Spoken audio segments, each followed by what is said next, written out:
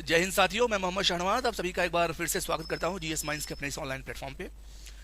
साथियों, आज हम लोग 10 नए प्रश्नों के साथ फिर से हाजिर हैं। बिना किसी विलंब के शुरू करते हैं। पहला प्रश्न आपकी स्क्रीन के ऊपर है। क्या है पहला प्रश्न? कह रहा famous Ruhr coal field is situated in which of the following countries. तो किस देश में रूर कोयला क्षेत्र जो है स्थित है? क्या कह रहा है? किस देश में रूर कोयला क्षेत्र स्थित है। ठीक है, आपके पास 4 ऑप्शन हैं, France, Germany, Russia and great Britain. तो इसका जो उत्तर होने वाला है वह है जर्मनी। ठीक है, जर्मनी में आपका रूर कोयला क्षेत्र बहुत ही खास ये क्षेत्र है। ठीक है, हाँ, पूरा मिनरल वाला क्षेत्र है ये पूरा जो है। चलिए आगे बढ़ते हैं सेकंड प्रश्न पे।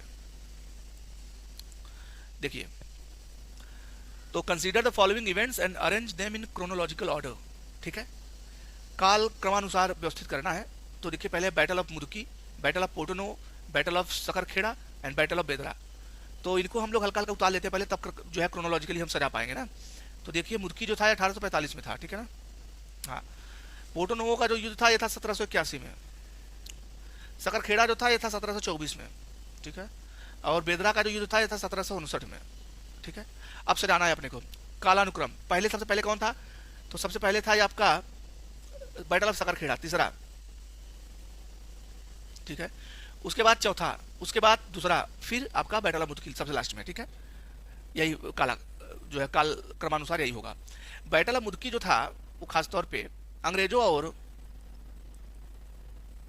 सिखों के बीच हुआ था। ठीक है ना, सिखों के बीच। ठीक है, क्लियर है। ये जो हुआ था ये हैदर अली प्लस आयरकूट के बीच हुआ था, अंग्रेजों के बीच आयरकूट। ये जो हुआ था लड़ाई, ये मुबारिज खान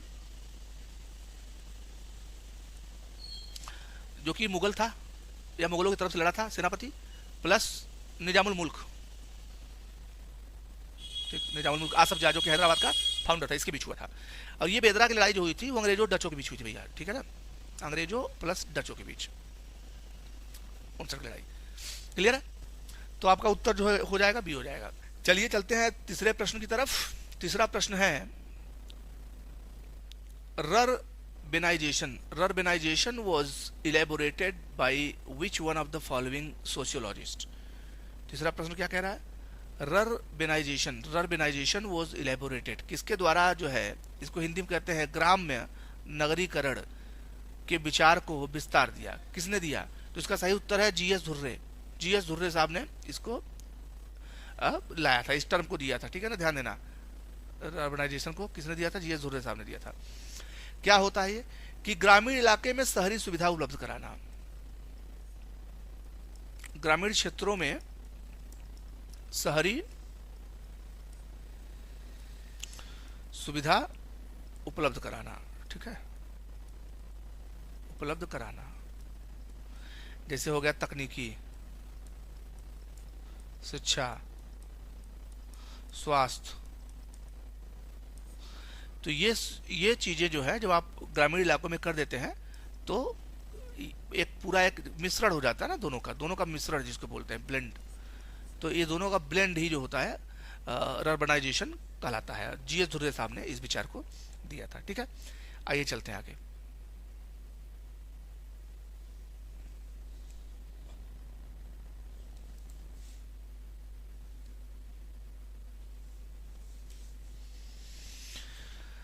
तो अब अगला जो प्रश्न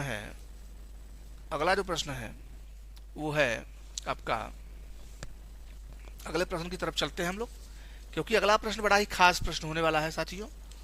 तो अगला जो प्रश्न है वो है आपका, आते हैं अगले प्रश्न की तरफ।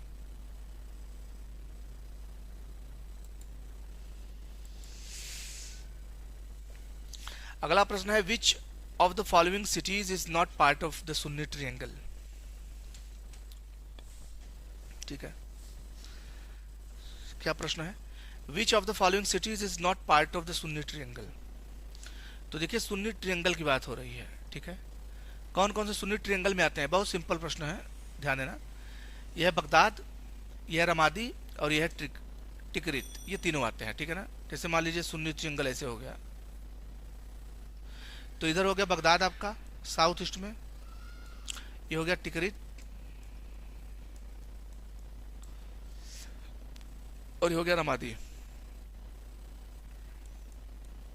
ठीक है, ये कहाँ आता है? इराक ईरान में है, ठीक है ना, इराक में, सॉरी ईरान कह रहा हूँ मैं, इराक में है। बगदाद, रमादी और टिकरित से मिलकर सुन्नी ट्रायंगल बनता है। क्लियर है?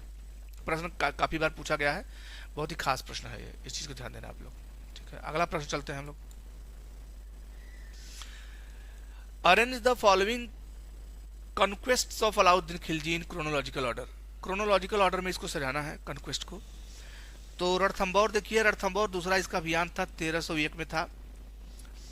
गुजरात जो था 1299 में था। वारंगल जो था आपका 1309 में था। और चित्तौड़ जो था वो 1303 में था। तो जब आप मिलाएंगे तो पहले गुजरात वाला आएगा, उसके बाद फिर रणथंभौर आएगा, दूसरा ये है आपका सही उत्तर। ठीक है, चौथा तीसरा। तो इस तरीके से आपको जो है इसके जितने भी युद्ध हुए हैं अलाउद्दीन खिलजी के, बड़े खास हैं और मिलाने के लिए अक्सर पूछता है। तो आपका उत्तर जो हो जाएगा ये वाला उत्तर हो जाएगा आपका। ठीक है भैया, चलिए आगे बढ़ते हैं, बहुत ही खास प्रश्न होने वाले हैं ये। अब देखिए अगला प्रश्न क्या कह रहा है। निम्नलिखित प्रकार के उष्मा इंजनों में से कार्ब्यूरेटर का प्रयोग किसमें किया जाता है? कौन सा ऐसा इंजन है जिसमें कार्ब्यूरेटर का प्रयोग किया जाता है? देखिए, तो ये है भैया आपका पेट्रोल इंजन। पेट्रोल इंजन में कार्ब्यूरेटर का प्रयोग किया जाता है। कार्ब्यूरेटर क्या करता है? कार्ब्यूरेटर ये क्या करता है? पेट्रोल में ऑक्सीजन मिलाता है, पेट्रोल में ऑक्सीजन मिलाता है। ठीक है, मिलाता है, दहन क्षमता बढ़ाता है, जिससे उसकी दहन क्षमता जो है ना वो बढ़ जाती है। ऑक्सीजन मिलने से दहन क्षमता बढ़ाता है। क्लियर है? इसी को ध्यान रखना, कार्बोरेटर का ही काम होता है। और ये पेट्रोल इंजन में इस्तेमाल होता है। डीजल इंजन में कंप्रेसर की जरूरत होती है, लेकिन और इसमें क्या होता है? कार्बोरेटर की जरूरत होती है। ठीक है, चलिए भैया आगे बढ़ते हैं। देखिए, तो उत्तर प्रदेश के बारे में बताना है, बहुत ही आसान प्रश्न है। क्या कह रहा है? उत्तर प्रदेश का पश्चिमी क्षेत्र अन्य क्षेत्रों की तुलना में अधिक विकसित है। Western region of UP is much more developed compare to other region. ये बिल्कुल सही है। वेस्टर्न उत्तर प्रदेश, नोएडा, गाजियाबाद, ये सब इलाके बहुत विकसित है, तो बिल्कुल सही है स्टेटमेंट। दूसरा, the region has witnessed the green revolution. हरित क्रांति का एक क्षेत्र रहा है, बिल्कुल ये भी सही है। पश्चिमी उत्तर प्रदेश में जो है हरित क्रांति हुई थी, तो आपका हो जाएगा ऑप्शन नंबर 1 और 2 दोनों सही है। ठीक है, हाँ, उत्तर प्रदेश के पश्चिमी भाग में ही हरित क्रांति हुई थी, इसमें जो है सब सही है। आइए, क्या कह रहा है? सिंधु घाटी सभ्यता के किस पुरा स्थल से नाव के चित्र या मॉडल प्राप्त हुए हैं? तो नाव के चित्र और मॉडल कहां से प्राप्त हुए हैं? प्राप्त हुए आपके मोहनजोदड़ो और लोथल से प्राप्त हुए हैं। ठीक है, मोहनजोदड़ो और लोथल से प्राप्त हुए क्या? नाव के चित्र और मॉडल। क्लियर है? आइए बढ़ते आगे। 9वां, अब पूछ रहा है एलबीएस पूछ रहा है। एलबीएस का क्या मतलब होता है? Lead banking scheme.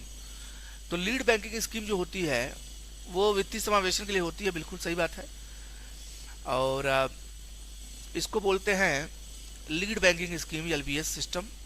खासतौर पे ये 1969 की स्कीम है। ठीक है, और ये स्कीम खासतौर पे एक जिले में एक बैंक को, जिले में एक बड़े बैंक को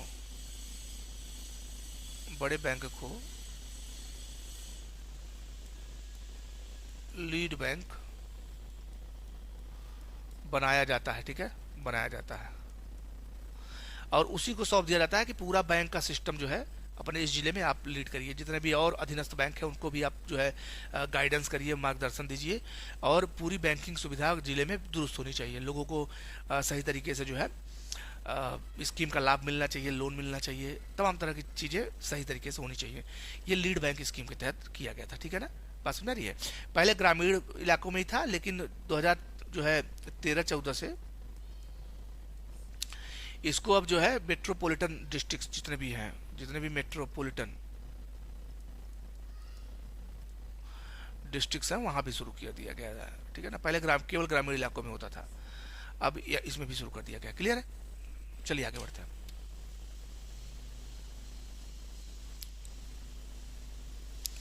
When was the Panchayat extension to the scheduled areas act passed by Indian Parliament? तो कब पास किया गया था ये पेशा, इसको बोलते हैं पेशा एक्ट।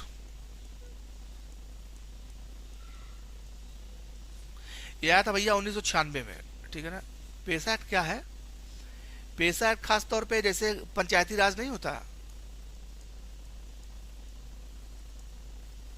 पंचायती राज अपने यहाँ, ठीक है, तो वैसे ही जो है नॉर्थ ईस्ट में खास तौर पे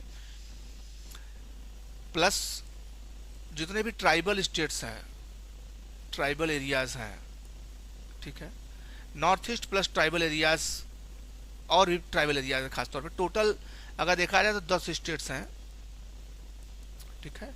और ये 5th शेड्यूल में आता है, 5th शेड्यूल।